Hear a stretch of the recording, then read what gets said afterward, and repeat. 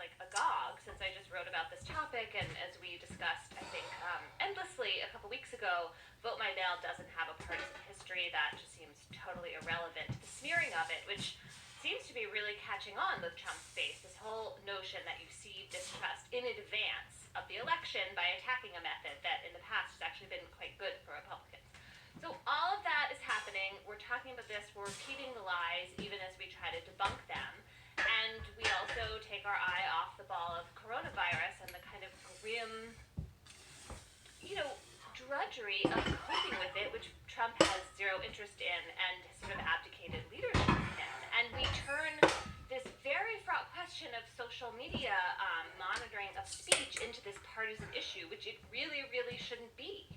So I feel quite frustrated with all of that. I mean, the other thing that is bothering me is that what Twitter did in labeling a Trump tweet about vote by mail, it's barely a fact check. Like, I had to squint at it to see the little blue line that they put in there. It just says, like, you might want to check out some other sources.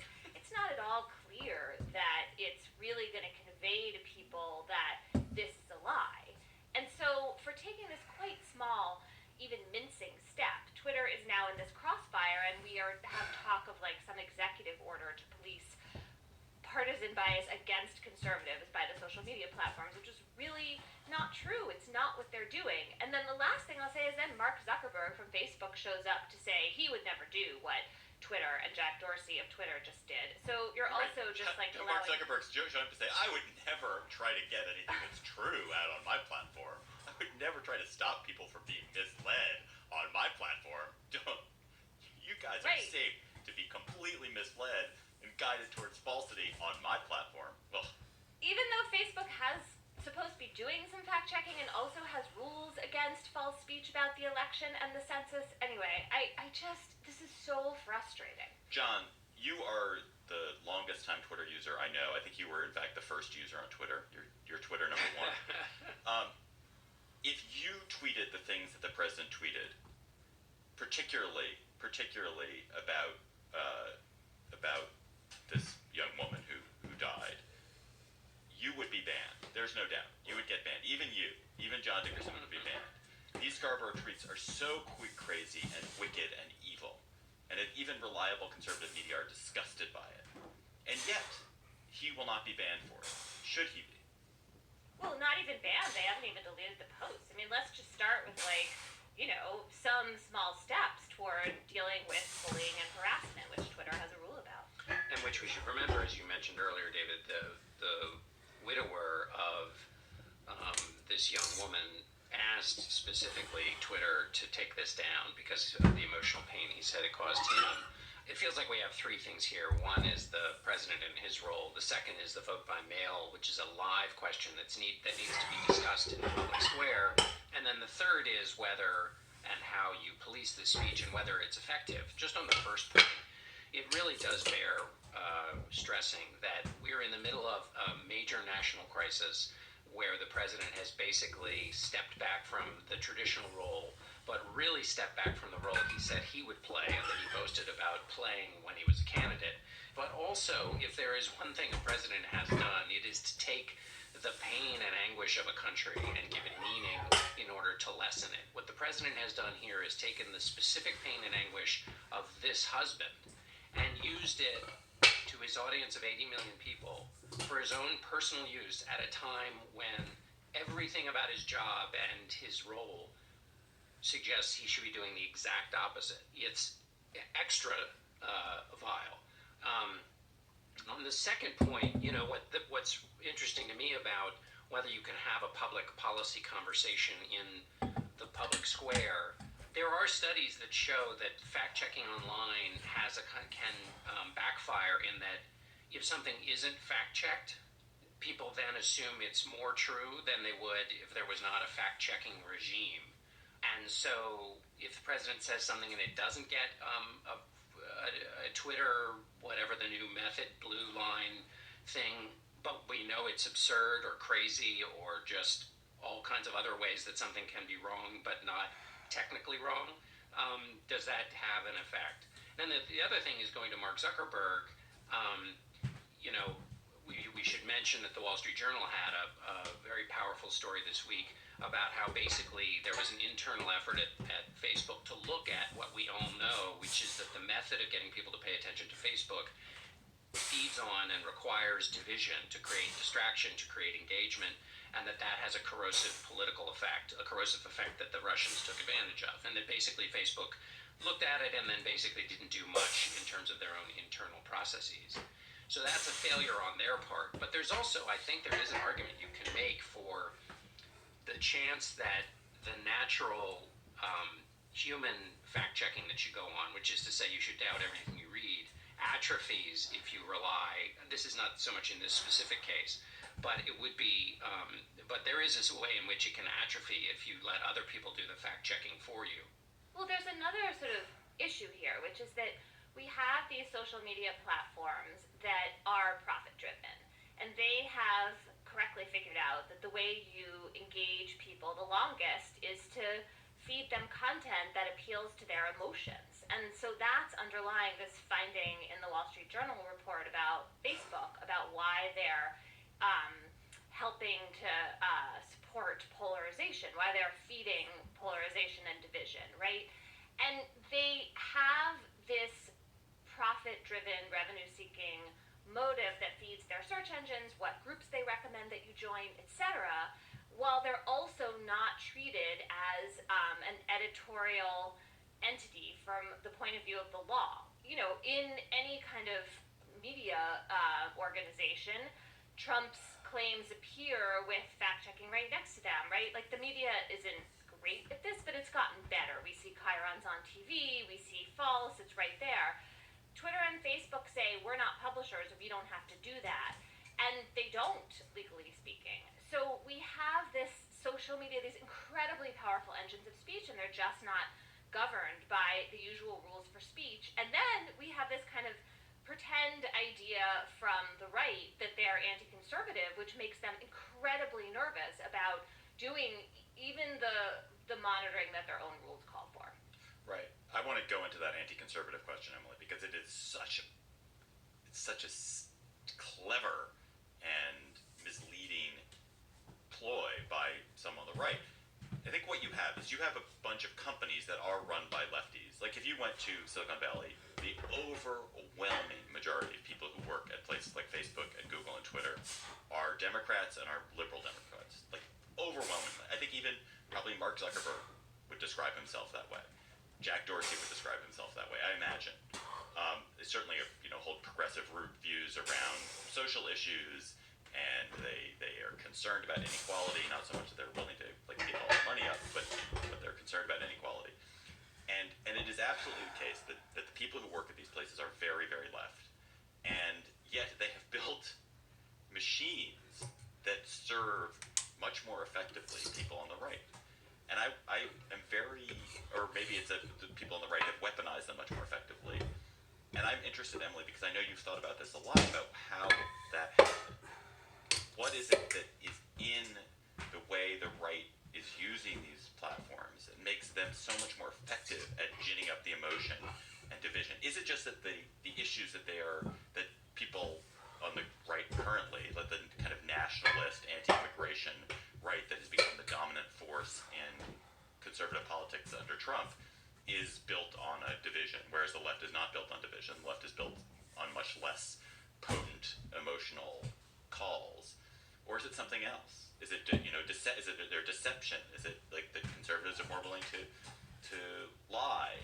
Or is it just that conservative politics, by its nature right now, the issues are much more divisive, and therefore they take root much more effectively on these platforms? That's interesting. I mean, so first of all, I don't really accept the label of left for Silicon Valley. I mean, we're talking about in very broad strokes here, but when I think about classic Silicon Valley political stances, there are liberal elements of them, but they're really libertarian also, right? And so what you see in the kind of... Can I interrupt? Sorry to interrupt you. What I'm saying is that if you polled the staff of Facebook, I'm not saying that what the company is doing is left. I know. I'm saying that the overwhelming majority. I know tons of people who work at Facebook and Google and a few at Twitter, and they are all, to a person, left. They all describe culture as being super left. That doesn't mean that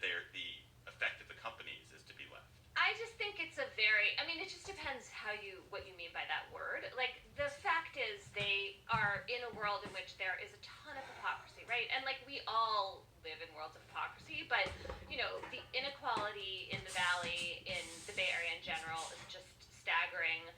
And the idea that free speech, that freedom is going to triumph and trump every other value, that's the ethos of Facebook and a lot of the social media platforms, right? I mean, the whole birth of the internet is about you want information to be free. And it's been a long, long time to have any real reckoning with the consequences of that, which are serious, because it turns out if you let everybody talk, you end up, in a sense, suppressing a lot of speech, because people are crowded out by the kind of incredibly angry bullying harassment that follows. Like, that is what happens, on any local comment page. If it's open, we see the comment stream devolve into people cursing at each other in a way that drives away other more reasonable debate.